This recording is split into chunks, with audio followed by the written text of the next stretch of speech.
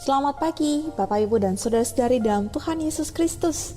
Puji Tuhan, kembali kita dapat berjumpa dalam sapaan dan renungan pagi GKI Salatiga Selasa 30 Agustus 2022. Saat ini bersama dengan saya, Pendeta Helen Ruth Manurung. Mari kita mengawalinya dengan berdoa. Ya Allah Bapa kami yang maha baik, sungguh kami bersyukur untuk hari baru yang Kau beri.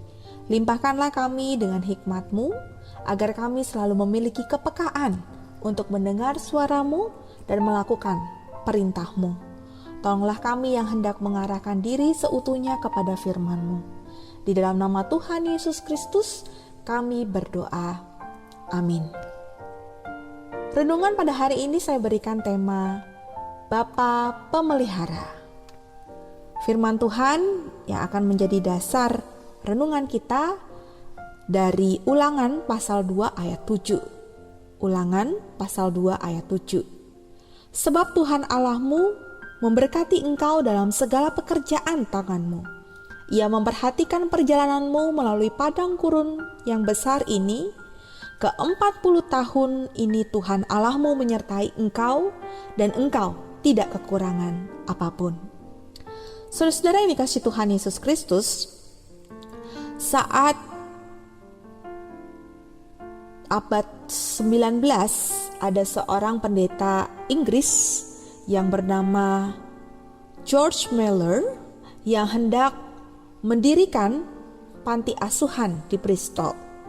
Tujuannya adalah untuk menampung anak-anak yang kehilangan orang tua karena wabah penyakit hebat saat itu. George sama sekali bukan orang kaya, namun ia yakin Bapa di surga begitu amat kaya dan sanggup memelihara.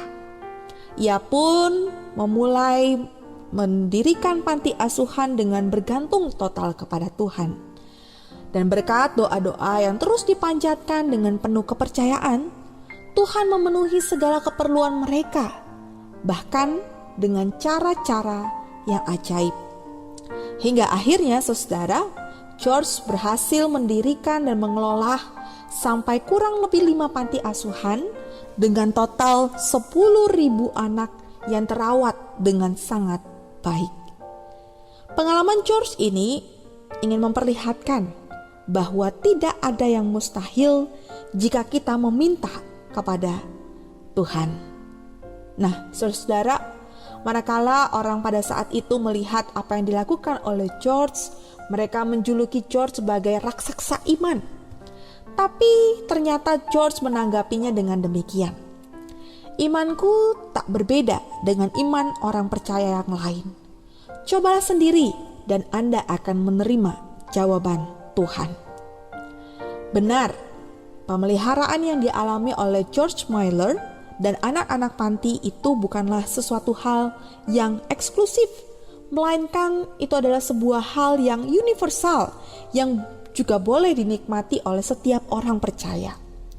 Sama seperti Tuhan juga menunjukkan pemeliharaan yang luar biasa dan tak masuk akal pada umat Israel ketika mereka keluar dari tanah Mesir, saat Tuhan berjanji akan memimpin mereka, dan Dia juga menunjukkan bahwa Dia tidak pernah lalai untuk bisa memelihara mereka. Tuhan terus menyediakan makanan setiap hari, bahkan juga mana, sampai akhirnya mereka tiba di Kanaan. Tuhan juga membuat pakaian dan kasut mereka tak rusak, dan kaki mereka tak menjadi bengkak selama perjalanan 40 tahun itu. Saudara yang dikasihi Tuhan, kita diajak berefleksi di dalam firman Tuhan ini untuk bisa membuang segala kekhawatiran-kekhawatiran di dalam hidup kita. Sebab hidup kita tidak akan berlangsung hanya oleh kekuatan kita sendiri. Pemeliharaan Bapalah yang membuat kita hidup sampai dengan hari ini. Kita harus meyakini dan percaya bahwa Bapalah yang paling peduli terhadap kehidupan kita. Dan saudara, jikalau kita mau mengandalkan diri kita sendiri, maka kita akan mendapatkan kekecewaan suatu kali nanti. Tetapi jika kita mau mengandalkan Tuhan, maka hidup kita akan selalu dipelihara oleh Tuhan. Saudara yang dikasihi Tuhan, mari kita mengakhiri renungan ini dengan bersama-sama berdoa. Bapa, kami bersyukur memiliki Bapa yang penuh dengan kasih setia, Bapa pemelihara hidup kami.